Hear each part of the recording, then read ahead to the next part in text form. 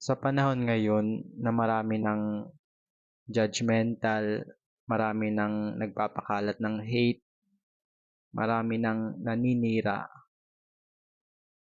sana huwag ka pa ring matakot, huwag kang matakot na gumawa ng mabuti, gawin yung mabuti, maging mabuting tao. Huwag mong hayaan na maimpluwensyahan ka nila. It's okay lang naman makipaghalubilo ka sa mga taong ganun. Pero huwag mong hayaan na maimpluwensyahan yung magandang karakter mo.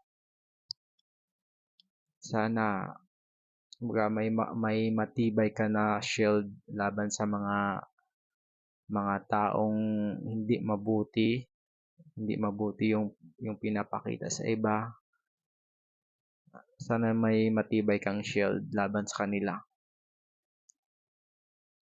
At sana huwag ka ring mapagod, huwag ka ring mawala ng pag-asa na gumawa ng mabuti.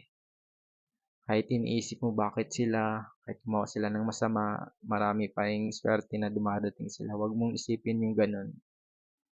Kasi maniwala ka sa karma, totoo yung karma na yun. Karma na yung bahalang magbigay sa kanila ng punishment. Basta ikaw patuloy ka lang sa paggawa ng mabuti. Maging mabuting tao ka lang.